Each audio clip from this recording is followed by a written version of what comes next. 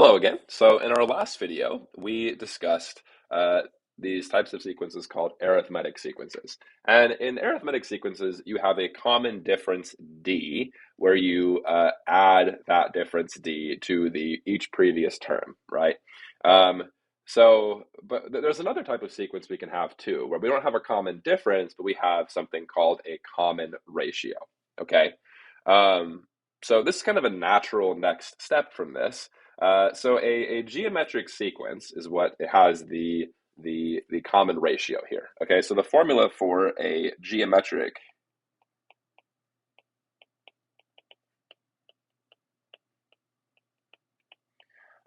sequence is given by um, a sub n is equal to a1 times r to the n minus 1. Okay, so we have a1 times r to the n minus 1. So each nth term is going to be given by this formula. Okay, so here we have an is the nth term in the exact same sense as we had for the arithmetic sequence as well. So this would be like the third term or the fourth term for n equals 3 or n equals 4, respectively. Okay, r is the common ratio, and I'll explain more about that in a minute. Okay, and then a1 again is the first term. Okay, so to understand this a little better, let's consider a sequence 2, 4, 8, 16, 32, 64, and so on. Okay, so this sequence, what you'll notice is that it's multiplying by 2 every single time. This is what's happening with the geometric sequence. There is a common ratio between each term. So each successive term is 2 times larger than the previous term. That's just true for this particular one.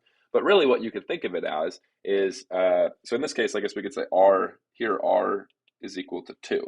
But if r was equal to 3, each successive term would be 3 times larger than the previous term. Or if r was equal to 1/4, each successive term would be 1/4 the size of the previous term, right?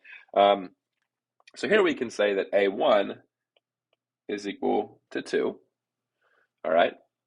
And then, yeah, so really we can see here that each successive term is twice as big. I just said that. So let's just double check that this formula actually works. So if we have a1, that's going to be equal to 2 times 2 to the 1 minus 1.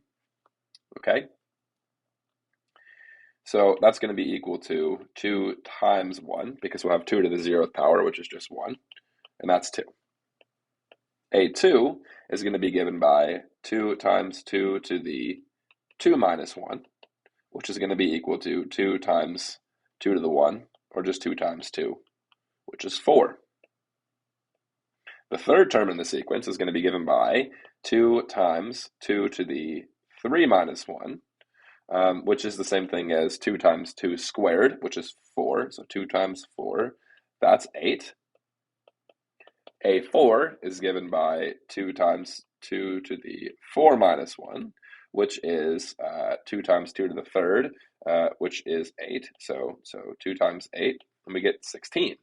So we can see that this formula works here to calculate each individual term. So we know that each, like I've said before, each successive term is r times as big as the last one. But let's say we want to calculate maybe up to 12. All right, so we'll have a 12 is given by 2 times 2 to the 12 minus 1, or 2 times 2 to the 11th. I'll admit I don't know that off the top of my head, so let's go and calculate that.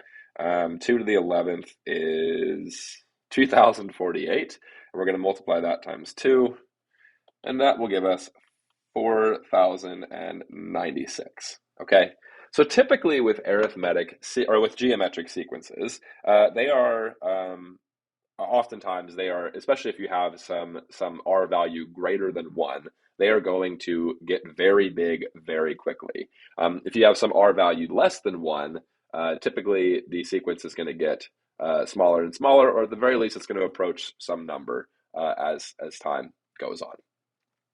Okay, so let's say we want to find, let's try an example. Let's say we want to find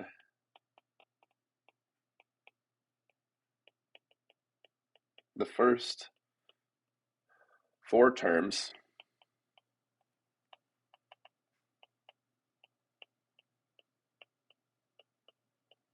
in the sequence a sub n is equal to 2 times 4 to the n minus 1. Okay? All right. So the first term, a sub 1, is going to be equal to 2 times 4 to the 1 minus 1, or 2 times 4 to the 0th power, or 2 times 1, which is just 2. So our first term is going to be 2. A sub 2 is going to be given by 2 times 4 to the 2 minus 1, which is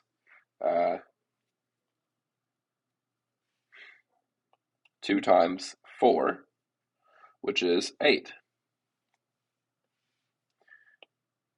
A3 is going to be given by 2 times 4 to the 3 minus 1, or 2 times 4 squared, or 2 times 16, which is 32. So what we're noticing here is that each successive term is 4 times as big as the next term.